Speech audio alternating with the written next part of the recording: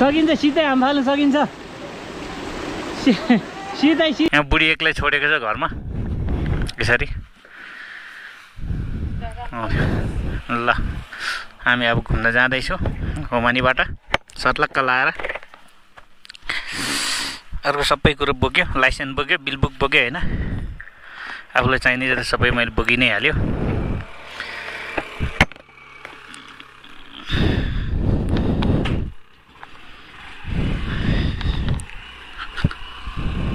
ल हामी चाहिँ म चाहिँ स्टार्टिङ भयो अनि साथीहरू अगाडि गएर कुरिराख्नु भएको छ अरे धेरै साथीहरूले चाहिँ अब मलाई भनिरहनु भएको थियो जानुपर्छ भनेर आज म निस्किएको छु यो चाहिँ भूतबाङ्ला सबैजनाले चाहिँ भूतबाङ्लै भने चिनिन्छ यसलाई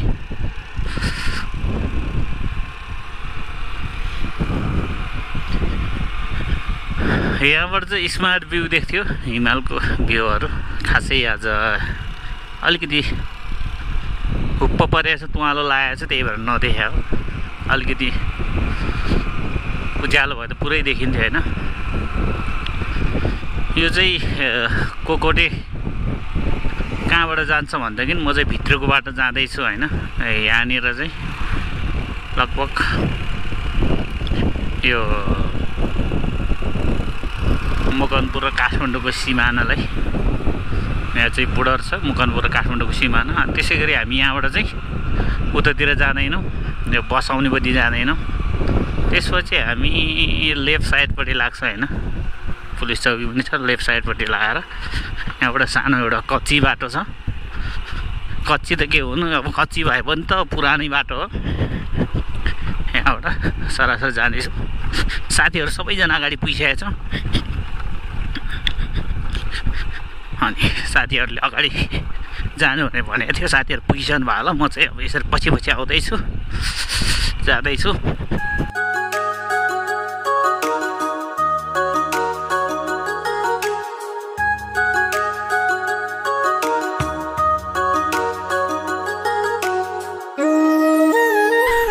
ल हामी चाहिँ यहाँ छुरीगाउँ आइपुग्यो होइन यहाँ चाहिँ अलिकति बस्ती पनि छ होइन यो तलतिर बस्ती धेरै पुरानो बस्ती हो यो खरङ भन्ने चाहिँ तल पर्छ अनि यतापट्टि चाहिँ सबै इन्द्र सरोवर पारी यो कफलेनी माथि भ्यू टावरहरू छ होइन पसलको नाम चाहिँ थाहा भएन यो त डेन्जरै भएछ यो पालि त यहाँ पनि मान्छेले चाहिँ अलिकति अलिअलि त तानेछ बिजोगै भएछ यहाँ पनि यस्तो तरिकाले बनाएको छ के भन पीडा छ टायरले यसरी बनाएको छ बनाउनु चाहिँ होइन र पनि यत्रो बाढी पहिरो नधान्ने भयो क्या ठुलो आएर नधान्ने भयो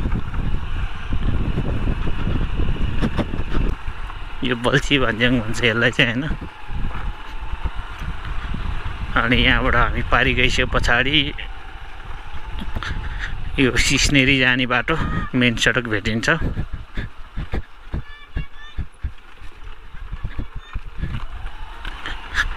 यहाँको पिच रोड यता गयो भने दक्षिणकाली पुगिन्छ यता गयो भनेदेखि हामी सिस्नेरी हुँदै हेटौँडो पुग्छ यहाँ बाटोमा हामी सरार यसरी हिँड्नु पाउँछ हेर्नुहोस् बाटो यस्तो छ म चाहिँ कहाँ जानला भन्नु होला भनेदेखि कोकोटेमा ठुलो खोला छ अरे होइन पौडी खेल्ने ठाउँ छ अरे म चाहिँ एकदम पौडी खेल्नको लागि चाहिँ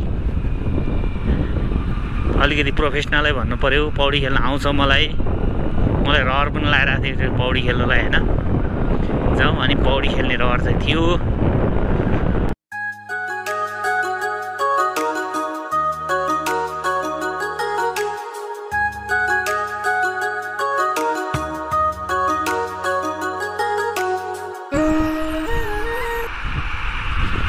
हाम्रो टिफरको दाजुहरू यसरी हिँडिरहेको छ होइन बिचौक पाराले मान्छेलाई तर्साएर हिँड्रहेछ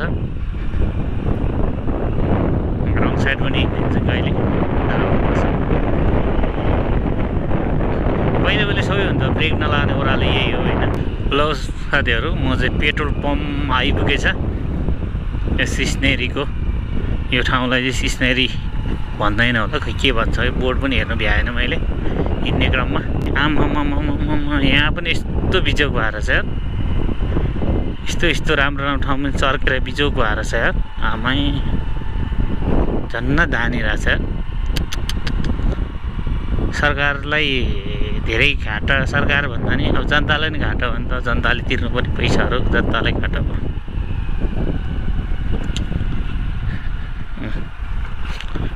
अब कोकोडी जानुलाई अब सोध्नै पर्दैन, देब्रे हेर्ने जाँदा हुन्छ भनेको छ, सोध्दिनँ,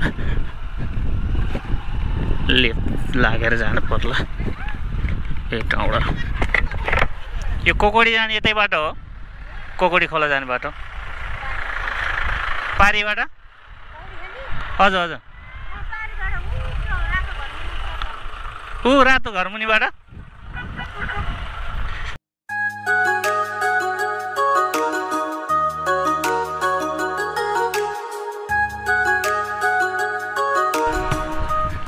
यहाँबाट रहेछ।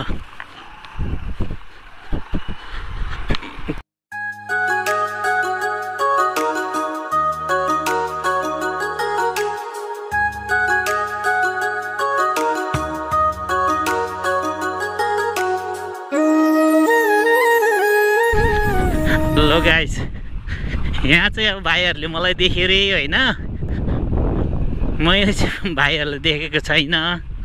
अब पौडी खेल्ने मुख्य नायक नै मै हो, तर म भन्दा नि च्याम्पियन होलान्, त्यहाँ 2-4 जना भाइहरू छन्। अब म नि अब रहर लाएर आज चाहिँ जाऊँ न जर्लामै, गर्मीको बेलामा खोलामा फुङ हान्नलाई भएन, आइ नै हाल्यो होइन। ल आउने ठाउँ त बाटो त यस्तो रहेछ, गाह्रो रहेछ त।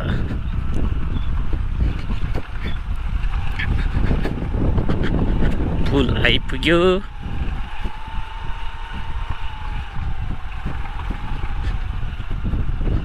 ल दुधारी खोला, केटा त नुहाउन थालेर रहेछ त यार फटाफट।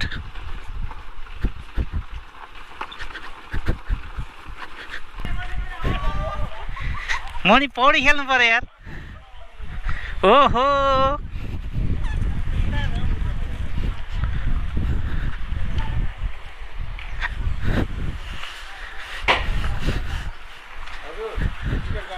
हस् हस्,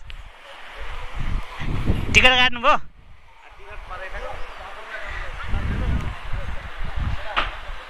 यो भित्र कोही डुब्न सक्दैन है, पौडी खेल्न सक्दैन है। हेलो हेलो हेलो हेलो, मुख्य नायकै उहाँ नै हो हाम्रो, यहाँ हुनुहुन्छ, त्यसो यहाँ हुनुहुन्छ मामा। हेलो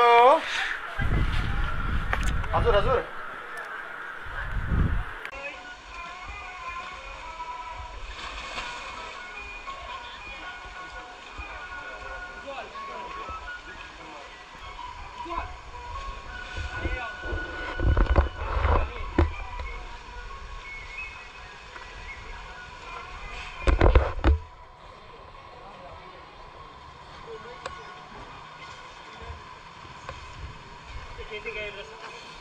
गाएर त गाएरै छ, त्यो बिचमा चाहिँ गाएर छ क्या।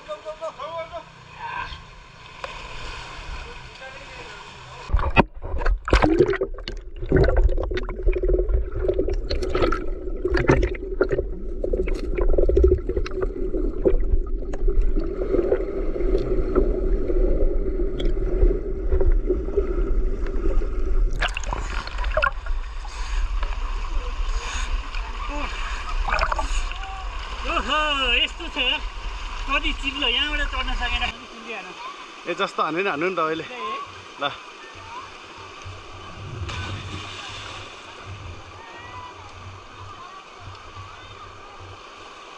अघि चाहिँ सिधै हान्दा होला। भाइ भाइ भाइ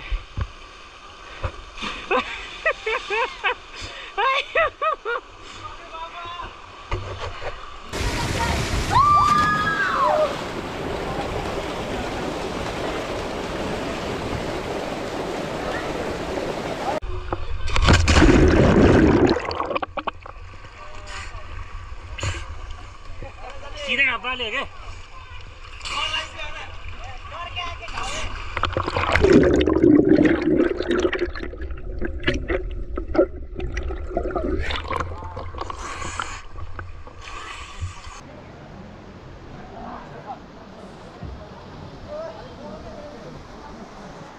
ल है साथीहरू हामी चाहिँ कोकोटीको दाहा चाहिँ घुम्यो पनि अनि पौडी पनि खेल्यो होइन।